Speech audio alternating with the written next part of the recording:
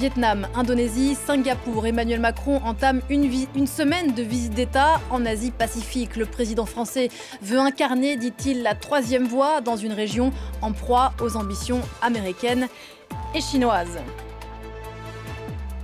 Et on va s'arrêter là-dessus jusqu'à 10h45. Comment un pays européen, la France, peut-il peser dans une région qui aiguise les appétits des géants et qui est si dynamique économiquement? Autant dire qu'on n'a pas vraiment attendu la France, une région du monde dont certains disent qu'elle est carrément devenue le nouveau centre du monde. Si c'est le cas, comment s'est-elle hissée à cette place? Emmanuel Macron en Asie, un pari sur l'avenir. Question posée à mes invités jusqu'à 10h45. David Camroux, Jean-François Di Meglio et Juliette Loesch. Bonjour à tous les trois, merci d'être là. On a beaucoup de choses à se dire, c'est parlons-en et c'est parti.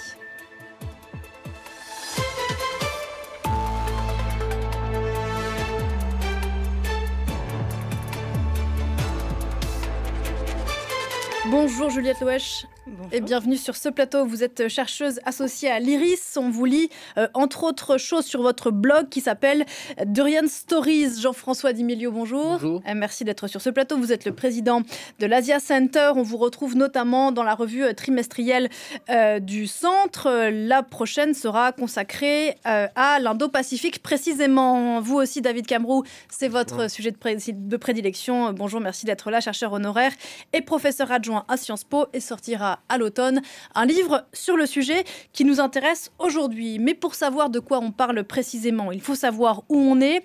On entend ces jours-ci ici en France toute forme d'expression à l'occasion du voyage d'Emmanuel Macron. J'avais envie de commencer par cette question a priori simple. De quoi est-il opportun, Juliette Loesch, de parler aujourd'hui? D'Asie-Pacifique, de région Indo-Pacifique, d'Asie du Sud-Est? Où est-on aujourd'hui? Eh ben, on est en Asie du Sud-Est, précisément, mais Asie du Sud-Est qui se trouve au centre géographique et un peu géopolitique de l'Indo-Pacifique. Alors Indo-Pacifique, Asie-Pacifique, moi j'ai envie de trancher vers Indo-Pacifique puisque c'est le titre de la stratégie française dans cette région et qui fait le lien effectivement entre l'océan Indien et l'océan Pacifique. C'est pas juste un détail de cartographie, David Camroux, l'appellation? Non, la notion de l'Indo-Pacifique, c'est une notion géopolitique. Avant, on utilisait toujours la notion Asie-Pacifique, qui est une notion, entre guillemets, géoéconomique, c'est-à-dire qu'on parlait d'économie. l'APEC, l'association, en fait, Asia Pacific Economic Cooperation, c'est un forum des économies, où on trouve les trois Chines, par exemple. Mais l'Indo-Pacifique, c'est une notion très clairement géopolitique qui s'inscrit depuis son première utilisation en 2007-2013 dans le contexte de la rivalité sino-américaine. Un point dessous des cartes avant d'aller plus loin? Pas grand-chose à ajouter à ce qui a été dit précédemment, sauf qu'il y a plusieurs Indo-Pacifiques. Alors déjà, ce qui est un peu amusant, c'est que quand on va au Quai d'Orsay, il n'y a pas de direction de l'Indo-Pacifique, mais il y a quand même un ambassadeur pour l'Indo-Pacifique. Donc, ça dit beaucoup. On en est donc à la deuxième, donc le deuxième ambassadeur de la série actuellement. Donc c'est une conception récente. Cela dit, la conception française de l'Indo-Pacifique, on va l'entendre, on va en parler tout à l'heure, elle va être exprimée par le président au Shangri-La Dialogue, n'est pas forcément la même que celle des États-Unis ou celle d'autres pays. Le Shangri-La Dialogue qui s'ouvrira à Singapour en fin de semaine, on y reviendra bien sûr. Alors, allons-y dans cette région de l'Indo-Pacifique, 60% du PIB mondial. C'est Sophie Samaï qui nous explique les enjeux de cette région du monde en images et on en reparle juste après. Être la troisième voie entre la Chine et les États-Unis, telle est l'ambition d'Emmanuel Macron dans la zone Asie-Pacifique. Écrasé par le poids grandissant de la Chine d'un côté et d'importantes taxes douanières américaines de l'autre, cet immense espace géographique est une place de choix pour le président français. Traversée par des routes maritimes stratégiques, cette zone de 700 millions d'habitants représente aujourd'hui 4,5% du PIB mondial. Pas question donc pour Emmanuel Macron de laisser passer une telle opportunité. Partout, je dirais une chose simple, la France est une puissance de paix et d'équilibre. Elle est un partenaire fiable qui croit au dialogue et à la coopération.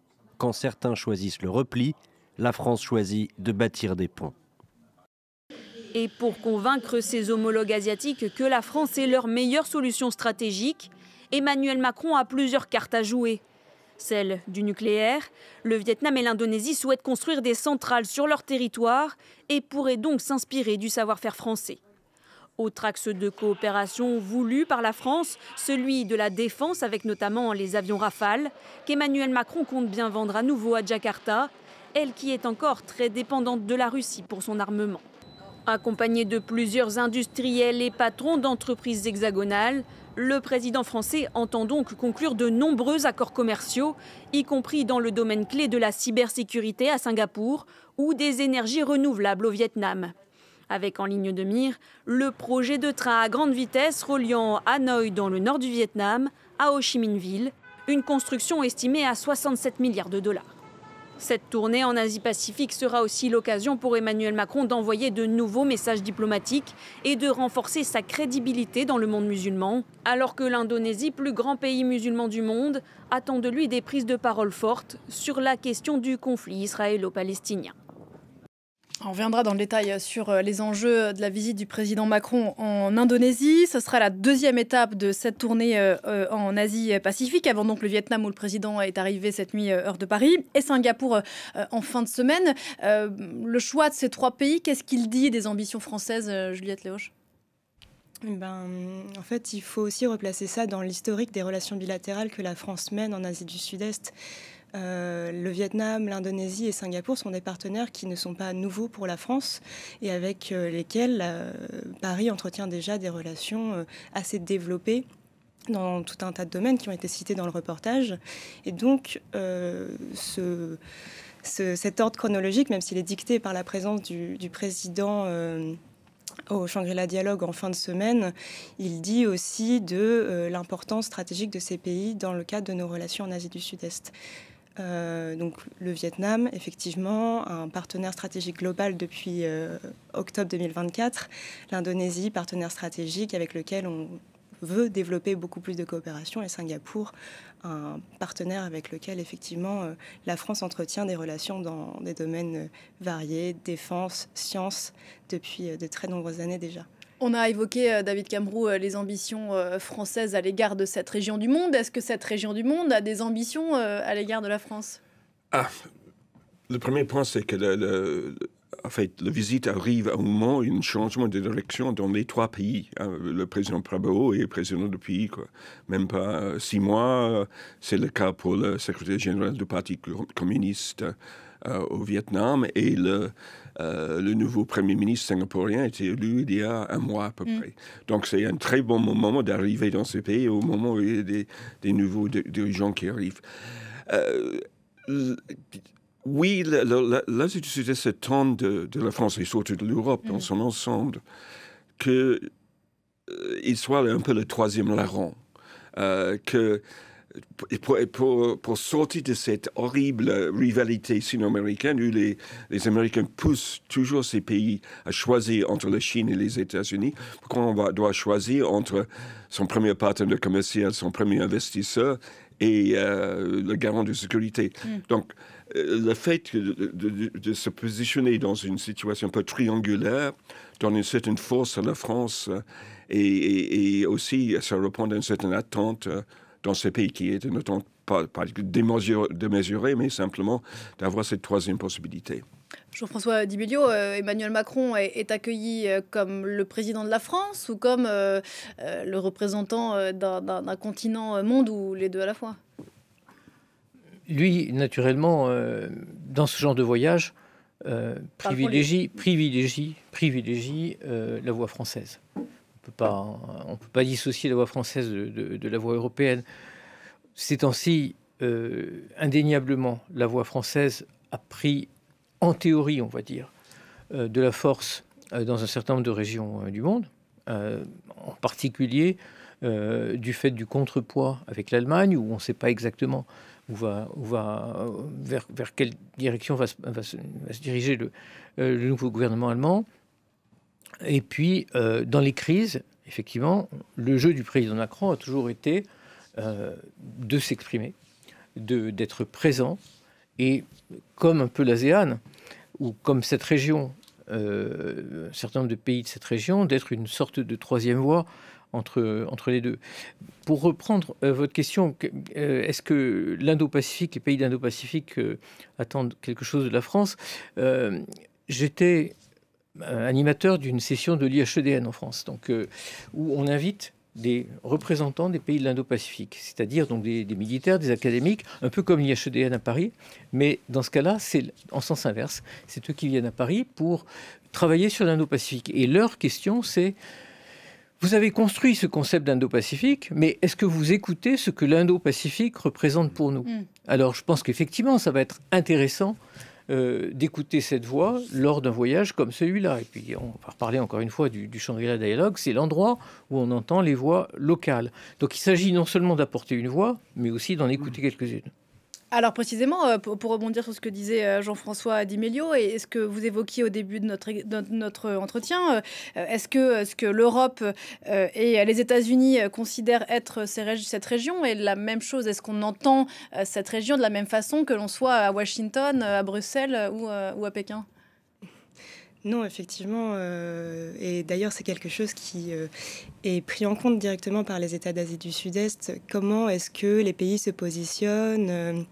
Est-ce que leur concept indo-pacifique est un concept qui se veut, en théorie, inclusif, mais en réalité une façon de contenir l'expansion chinoise? Ça, c'est plutôt la version américaine, contre laquelle les pays d'Asie du Sud-Est en tout cas à laquelle ils n'adhèrent pas. Et c'est là que justement la position française qui, elle, se veut ancrée dans la coopération, mais aussi qui s'appuie énormément sur un discours de souveraineté, puisque la France a des territoires outre-mer basés dans l'océan Indien et dans l'océan Pacifique. C'est là où ça devient audible, parce qu'on n'est plus dans cette logique de confrontation uniquement avec la Chine, même si on se reconnaît des rivalités, même si on se reconnaît une compétition. Mais le fait d'avoir cette posture qui soit ancrée sur, d'un côté, notre souveraineté et de l'autre, notre ouverture à des partenariats, c'est un atout, je dirais, pour l'Asie du Sud-Est. David Cameron? Oui, il y a quelque chose qui est passé inaperçu, mais il y a eu quelques semaines, les Américains ont dit aux Britanniques, les Britanniques souhaitaient envoyer leur flotte avec le porte-avions Queen Elizabeth en Indo-Pacifique, et les Américains ont répondu: ben non, votre responsabilité, c'est l'Europe. Et c'est ça qui a changé avec l'administration Biden. L'administration Biden souhaitait une présence européenne dans l'Indo-Pacifique. Donald Trump, c'est un homme du 19e siècle qui pense en termes de sphère d'influence, de zone d'influence, et l'Indo-Pacifique, c'est pas l'Europe. Hein. Restez chez vous, occupez-vous de l'Ukraine et d'autres choses, mais l'Indo-Pacifique, c'est nous. Hein. Qu'est-ce que le retour à la Maison-Blanche de Donald Trump a changé pour cette région du monde? Comme pour tout le monde, beaucoup d'incertitudes. C'est-à-dire des variations, comme on l'a vu, du jour au lendemain sur un certain nombre de positions, et puis d'énormes points d'interrogation. Oui, il y a cette intervention auprès des Anglais, mais est-ce que réellement les partenaires de l'Indo-Pacifique sont persuadés d'une volonté américaine dans la région? Je pense que si on demande aux Taïwanais, ils vont se poser beaucoup de questions. Si on demande la question, si on pose la question aux Chinois, ben, ils vont pas forcément privilégier la vision géopolitique, mais c'est la vision commerciale qui va leur importer. Et donc, le retour de Donald Trump a changé, même l'arrivée de Trump 2.0, comme on dit, a changé. C'est une somme d'incertitudes. C'est là que la France a une carte à jouer, parce que aussi, j'allais dire, rengaine que soit le discours français, au moins, il est cohérent, il est stable, c'est le même. On peut le mettre en question. De quelle substance est-il fait d'un point de vue stratégique? Géostratégique, qu'est-ce que la France a à apporter concrètement à cette région, dont effectivement le retour de Trump peut faire vaciller quelques certitudes? Bon, alors on va l'entendre encore une fois, parce que le moment important de ce voyage, indéniablement, c'est vendredi, samedi, dimanche à Singapour, même si bien sûr les deux autres étapes ne sont pas négligeables. On notait juste avant d'entrer sur le plateau qu'il y a quand même un sommet de l'ASEAN qui est important au même moment en Malaisie. Donc je dirais que ça remet aussi en perspective la présence française dans le coin. C'est qu'il y a des chefs d'État, des ministres qui vont se réunir en Malaisie, là où Emmanuel Macron ne va pas.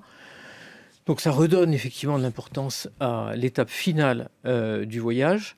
Et quant au message de la France, bon, c'est celui qu'on connaît. Liberté de navigation dans la région. Ça, c'est très important pour tous les pays qui vont être visités par le président Macron, avec le détroit de Malacca. Et donc l'envoi effectivement régulier d'opérations défendant la liberté de navigation. Et puis, bien sûr, encore une fois, le seul pays européen des 27 membres du Conseil de sécurité. Et donc, quand il s'agira de prendre des décisions, c'est bien sûr là-dessus qu'on va insister. Et qui est résident dans l'Indo-Pacifique, parce que l'Indo-Pacifique, c'est aussi le Pacifique Sud, où la France, avec des pays comme l'Australie et la Nouvelle-Zélande, joue un rôle très important. Mais en fait, c'est au nord de l'équateur que les problèmes se posent.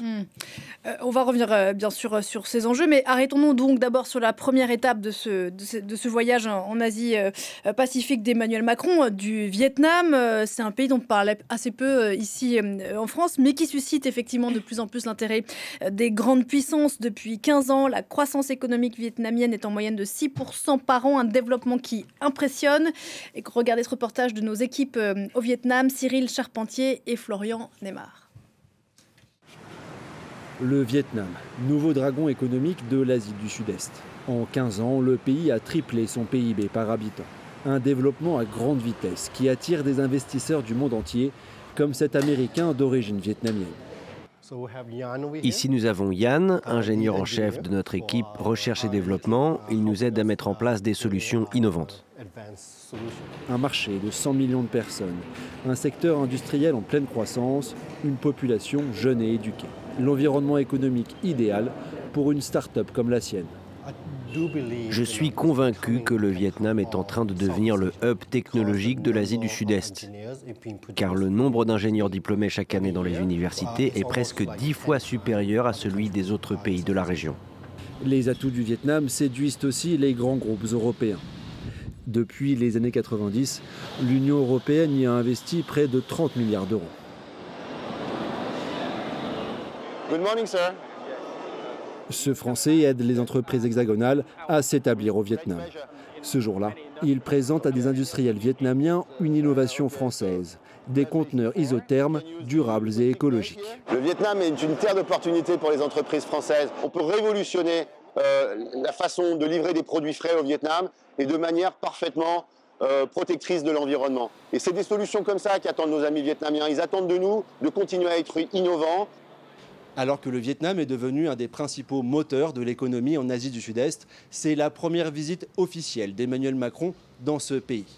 Paris et Hanoï veulent renforcer leur coopération dans de nombreux secteurs clés, comme le nucléaire civil, l'industrie spatiale ou encore les infrastructures ferroviaires. L'occasion de négocier de nouveaux contrats et de renforcer le partenariat stratégique établi entre les deux pays en 2024. Que vous évoquiez tout à l'heure, Juliette Loèche, c'est même la première visite d'un président français depuis une dizaine d'années.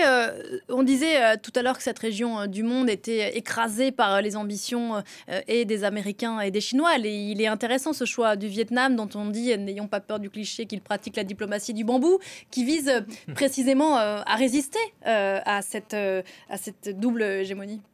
Oui, alors pas besoin de parler de clichés puisque c'est effectivement le titre que donnent les autorités vietnamiennes à leur politique extérieure, diplomatie du bambou, et qui consiste en effet à, dans les cercles de relations internationales, on parle de stratégie de hedging, qui consiste à minimiser les risques tout en maximisant les bénéfices. C'est-à-dire prendre un petit peu de ce qu'il y a de bon partout, tout en maintenant évidemment sa souveraineté. Ça, c'est un point qui est très important bien sûr pour le Vietnam, mais aussi pour l'Indonésie et Singapour, et notamment face aux velléités d'expansion chinoise en mer de Chine méridionale, mais sans compromettre les partenariats économiques, notamment avec la Chine, mais aussi avec les États-Unis, avec d'autres pays de la zone et du monde. Et le Vietnam, je trouve, est particulièrement illustratif de cette stratégie, puisque on le voit, il développe depuis quelques années des partenariats tout azimuts que certains pourraient concevoir comme contre-productifs, alors qu'en réalité, ils sont très cohérents avec la politique extérieure vietnamienne, cette politique du bambou. Exemple ? Donc, depuis Donc, on parlait de partenariat stratégique global. C'est le plus haut niveau de partenariat que le Vietnam peut conclure avec d'autres pays. Et jusqu'en 2022, ce titre est réservé à la Chine, l'Inde et la Russie. Donc ça dit quelque chose des relations vietnamiennes. Et depuis 2 ans, le Vietnam a conclu 6 ou 7 partenariats stratégiques globaux avec des pays comme la France, les États-Unis, très récemment avec l'Indonésie, la Nouvelle-Zélande. Donc vous voyez, c'est vraiment toute la ligne, l'Australie. Voilà.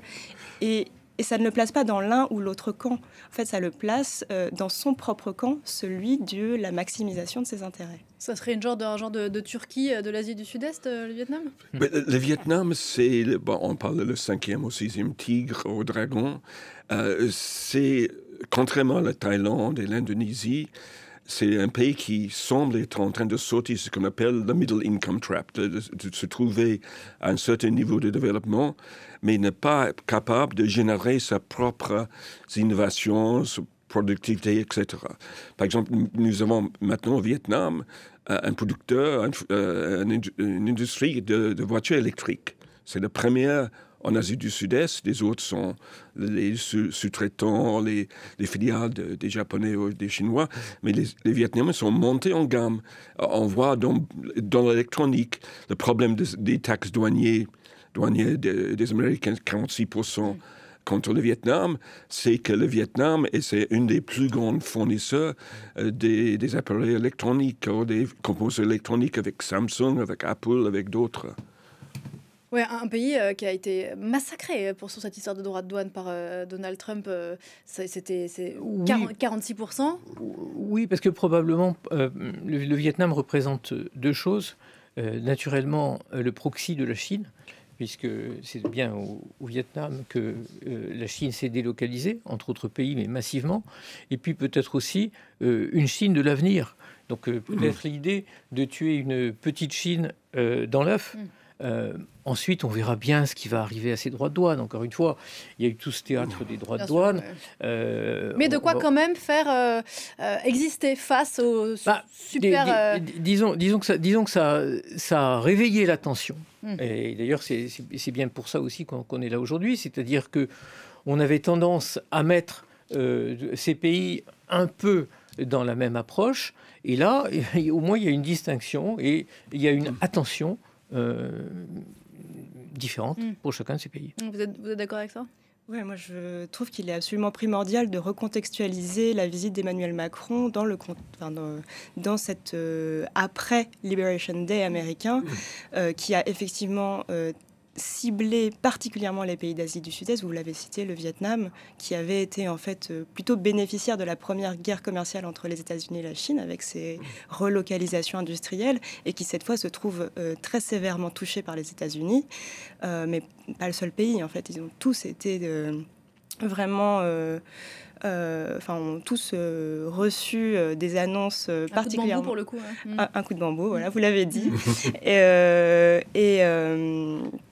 Et en fait, Jean-François parlait tout à l'heure d'incertitude. Moi, je pense qu'on peut parler de certitude, du fait que après ces annonces, même si elles ont été suspendues, très clairement, on peut parler de fin de l'ère américaine en Asie du Sud-Est. Alors, oui, les États-Unis demeurent un garant de sécurité qui est prédominant, indispensable. En tout cas, jusqu'à quand, on ne le sait pas. On verra aussi ce que les États-Unis sont prêts à faire pour continuer de rester engagés dans la région. Mais les États d'Asie du Sud-Est, clairement, n'attendaient déjà plus grand-chose, en fait, des États-Unis sur le plan économique. Mais là, ils n'en attendent presque plus rien. Ouais. Vous êtes d'accord avec ça ? Oui, les États-Unis ont plus besoin de l'Asie du Sud-Est, le contraire. Une anecdote, la moitié des chaussures de sport, des sneakers aux États-Unis sont fabriquées au Vietnam. Alors, si vous mettez les taxes, qui va souffrir ?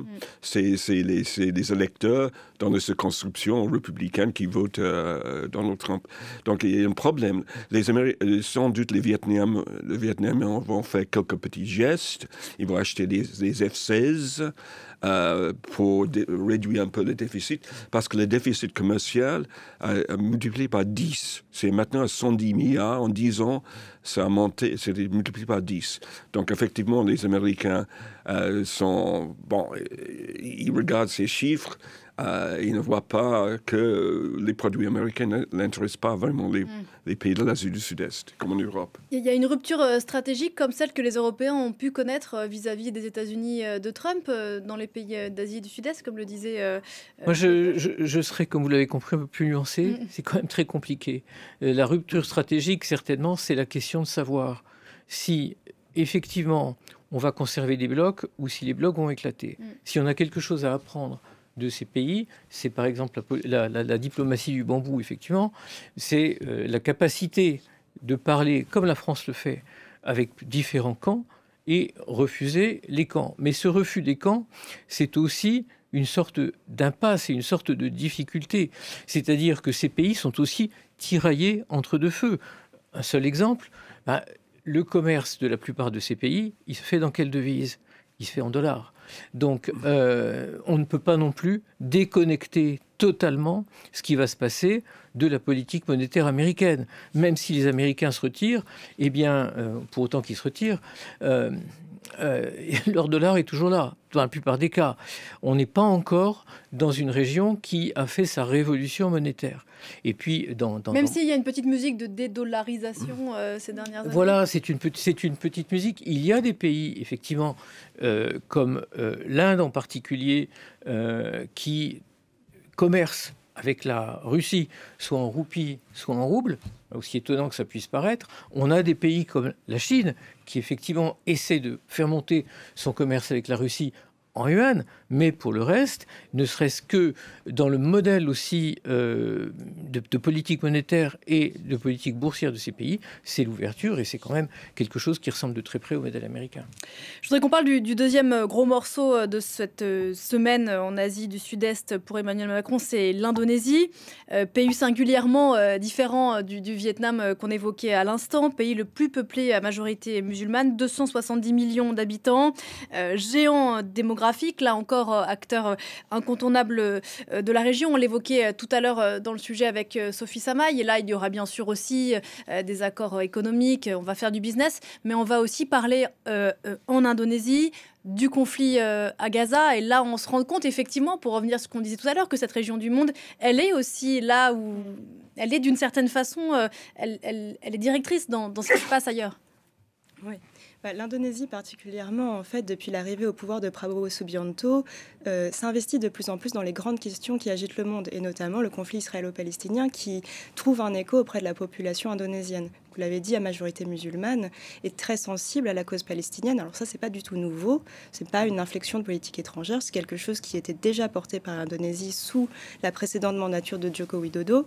Mais ce qui change aujourd'hui, c'est que l'Indonésie, à travers son nouveau président, cherche à s'émanciper en fait de son cadre sud-est asiatique pour s'imposer comme leader, si ce n'est pré-global, j'ai envie de dire. Donc l'Indonésie qui a hébergé par exemple le G20 il y a quelques années, là va de plus en plus chercher à nouer des partenariats avec des pays hors Indo-Pacifique, trouve aussi dans sa prise de position sur le conflit israélo-palestinien, non seulement une façon de répondre aux attentes de sa population, mais aussi de faire valoir une forme de leadership au sein du monde musulman.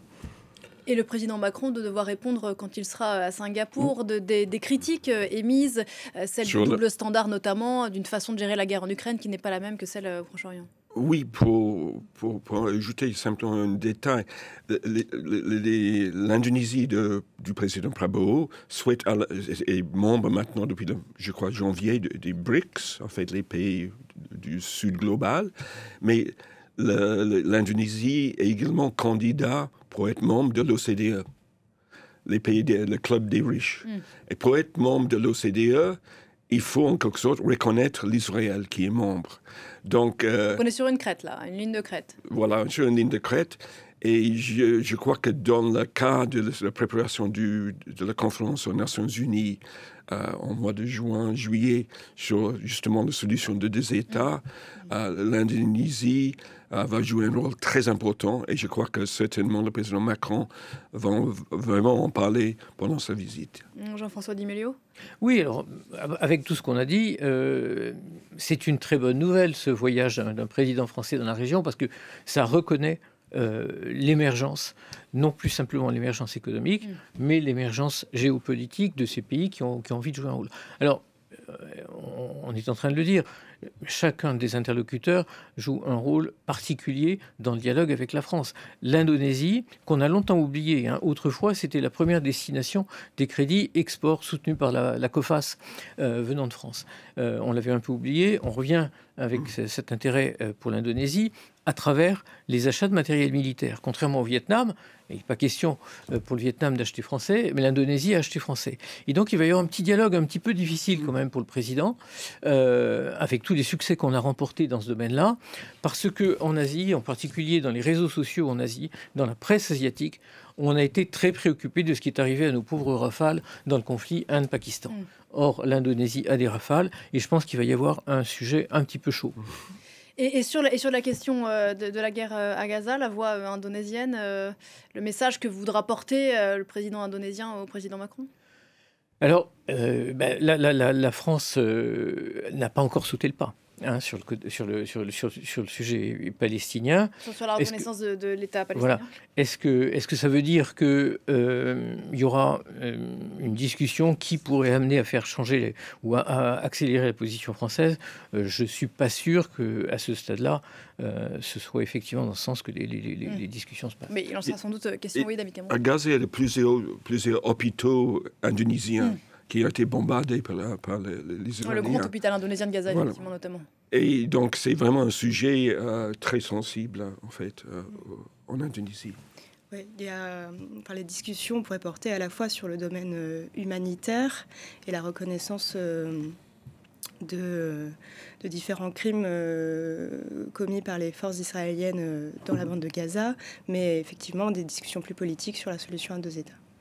Avant d'aller plus loin dans ces pays qui sont extraordinairement différents, bien qu'appartenant à la même cohérence géographique, je voudrais qu'on relève peut-être un de leurs points communs sur un tout autre sujet, bien sûr leur dynamisme économique, la jeunesse de la population, et c'est très important de le rappeler, 800 millions de millennials, donc de personnes nées dans les années 2000 en Asie du Sud-Est, contre 60 millions en Europe, c'est plus de 10 fois plus. C'est une force de frappe au sens civil du terme, mais c'est une force de frappe immense, Juliette Loèche, cette jeunesse. Absolument, et d'ailleurs, les perspectives économiques ne mentent pas. On dit souvent que l'Indonésie sera, d'ici les années, 2040, 2050, la 5e puissance mondiale. Bon, ça s'appuie beaucoup sur ces prévisions démographiques, mais bon, qui, à elles seules, ne valent pas grand-chose. Quelque part, elles doivent être accompagnées d'efforts en matière d'éducation, d'enseignement supérieur. Et ce qui est le cas, on le voyait dans le reportage tout à l'heure, au Vietnam, effectivement, la population bénéficie d'un enseignement supérieur de qualité, ou en tout cas de plus en plus qualitatif, et surtout d'une mobilité accrue au sein de l'ASEAN, où se trouvent des établissements qui font figure parmi les meilleurs mondiaux, notamment à Singapour. Tandis que la population, les jeunes indonésiens sont mal éduqués. Un problème vraiment de formation de la jeunesse. L'économie informelle, c'est 70%, je crois, de l'économie. Et donc, c'est ça la grande différence avec le Vietnam. L'autre grande différence, c'est l'importance, on a vu dans le reportage, de la diaspora. Les diasporas vietnamiennes, les Viet Kieu, jouent un rôle important, justement, de lien entre la France et le Vietnam, et les États-Unis et le Vietnam, l'Australie et le Vietnam, la République tchèque et le Vietnam. Et aussi, ça joue un rôle dans nos propres politiques, parce que les diasporas, quand même, ont une certaine importance. Jean-François Di Melio, sur la jeunesse de cette région du monde. C'est effectivement, encore une fois, pour parler de l'organisation de cette région, c'est ce qui différencie l'Asie du Sud-Est de l'Asie du Nord-Est. Dans les dragons des années 80, on avait des pays qui désormais sont devenus des pays vieillissants à toute allure. La Corée, Taïwan, ce sont les pays qui vieillissent le plus vite. La Chine c'est le pays qui a le plus de vieux dans un horizon très très proche. Donc il y a effectivement un basculement de ce dynamisme asiatique qu'on avait vu, qu'on avait identifié à tout ce qui se passait autour de l'Asie du Nord-Est et de la Chine en particulier, et qui est en train de changer la donne.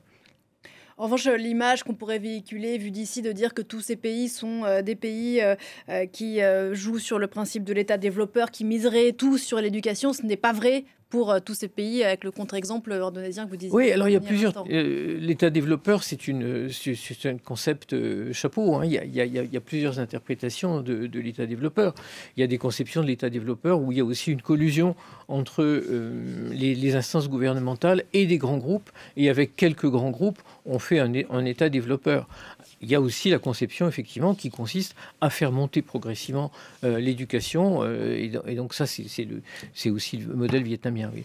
Avec des régimes qui sont aussi singulièrement différents, bien sûr. En préparant cette émission, je lisais des travaux des chercheurs, et notamment l'un de ces travaux qui parlait d'un modèle sud-asiatique post-occidental. Est-ce que c'est une idée qui vous paraît légitime? Et si oui, à quoi ce modèle pourrait ressembler? Et est-ce qu'il pourrait séduire des régions du monde, continent africain, Amérique latine? Je ne pense pas qu'il y ait un modèle sud-est asiatique. Et le modèle vietnamien, qui est un modèle un peu à la chinoise, avec l'État et quelques grands groupes, comme Vingroup, qui jouent un rôle clé dans l'économie.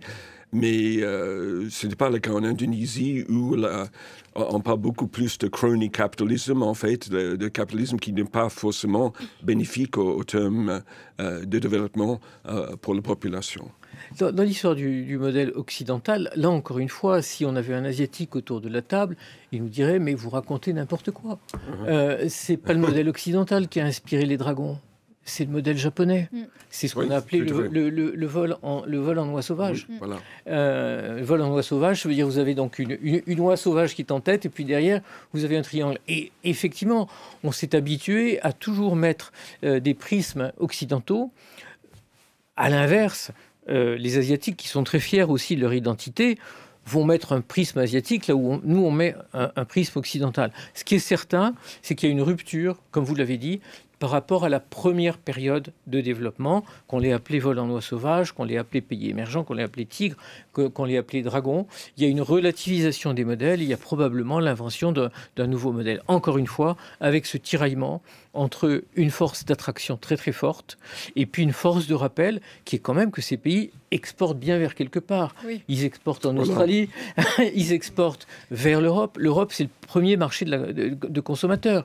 Donc, la déconnexion n'est pas totalement possible non plus. Oui, et le problème du vol des oies sauvages, c'est par rapport aux États-Unis, parce que le vol des oies sauvages, c'est l'exportation, c'est une économie orientée, le modèle japonais, vers l'exportation. Maintenant, les Américains qui imposent les taxes douanières, et ça a mis en cause justement ce modèle. Le vol, non pas d'oies sauvages, mais de l'avion présidentiel emmènera en fin de semaine Emmanuel Macron à Singapour. Ce sera la dernière étape de cette tournée en Asie du Sud-Est. Singapour, c'est un pays minuscule, mais un titan économique de la région.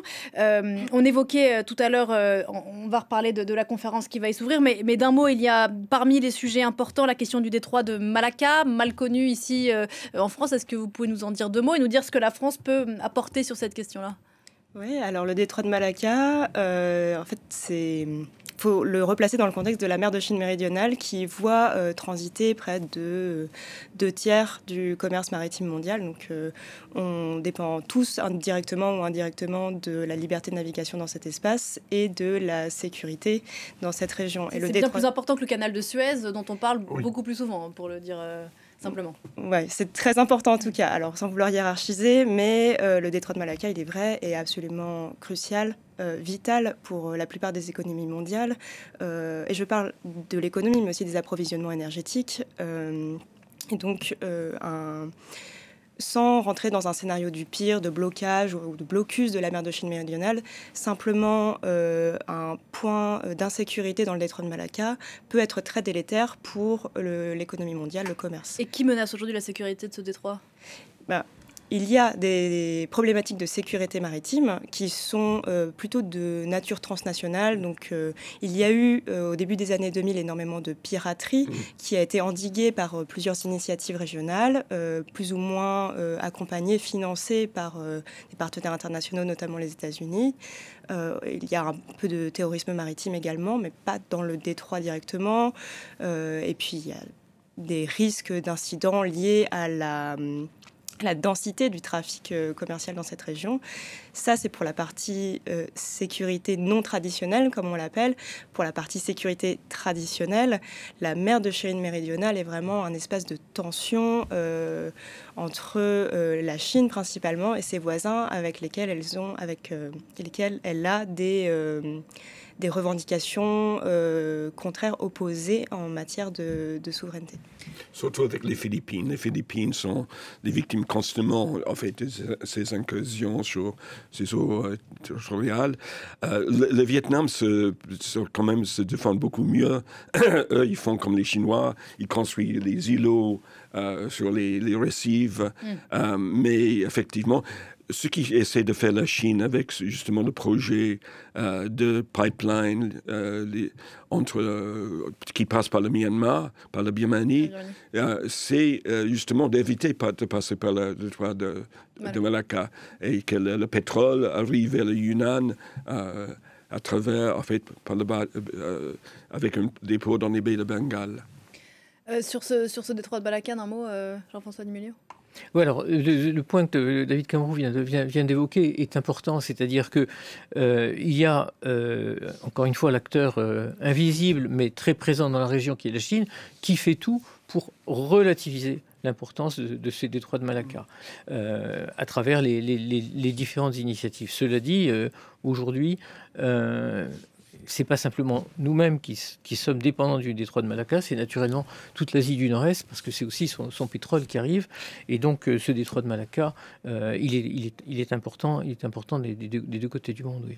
Et pour conclure, donc, venons-en à ce dont on parlait tout à l'heure, cette conférence annuelle sur la sécurité qui va s'ouvrir vendredi à Singapour. Pourquoi est-ce que le président Macron reçoit l'honneur, j'imagine, de prononcer le discours inaugural? C'est bien qu'on en attend quelque chose. Déjà, on l'attendait lui, parce que ça fait pas mal de temps en fait que Emmanuel Macron est invité. On l'espère en 2019 déjà, année où il y a eu une première mouture de la stratégie Indo-Pacifique qui est sortie. Il a fallu finalement attendre 2025 pour qu'il s'y rende. Il s'est fait prier, mais on espère... il s'est fait prier et on espère finalement qu'il n'a pas lassé à force de se faire attendre et que le timing reste toujours bon pour la France. A priori, dans le contexte qu'on a évoqué, la hausse des tarifs douaniers américains, de cette volonté des États d'Asie du Sud-Est de continuer cette politique de diversification de leur partenariat, le fait que la France... témoigne de son intérêt pour la région à travers la présence du président en Shangri-La Dialogue, c'est plutôt bon signe. Oui, et aussi la France et l'Europe parlent d'une ordre mondiale réglementée par les lois. Et ce n'est plus le cas aux États-Unis. Donc on attend de cette expression de cette idée européenne, en fait, l'ordre mondial, que la France et l'Europe, c'est le multilatéralisme, c'est le minilatéralisme, mais ce n'est pas le bilatéralisme qui est le modèle à la fois chinois et américain. Il parlera vendredi plus en européen qu'en français. Oui, alors pourquoi c'était attendu? Parce que donc, dans le groupe des membres permanents du Conseil de sécurité, la France est le seul pays des 27 à être membre permanent, et c'est la première fois qu'un membre permanent européen va prendre la parole à Dialogue Shangri-La. Peut-être un mot quand même pour expliquer l'importance de ce dialogue de Shangri-La. Shangri-La, d'abord c'est l'hôtel, ça se passe dans un hôtel, pourquoi Shangri-La? Et c'est le rendez-vous asiatique de la sécurité, avec toujours des intervenants qui viennent d'un monde non asiatique. On a eu des Anglais, on a toujours toujours des Américains qui parlent d'une voix très forte, mais c'est quelque chose de très important. Et pour reprendre sur le multilatéralisme, l'un des messages, c'est que la France participe à tous les dialogues de ce type. Il y en a un en Chine qui s'appelle le Xiangshan, il y en a un en Inde qui s'appelle le Resina, et donc dans ces dialogues-là, le président n'est pas allé. Donc ça donne aussi énormément d'importance à ce dialogue de Shangri-La. Eh bien, on écoutera ce discours, ce sera vendredi du côté de Singapour. Merci beaucoup.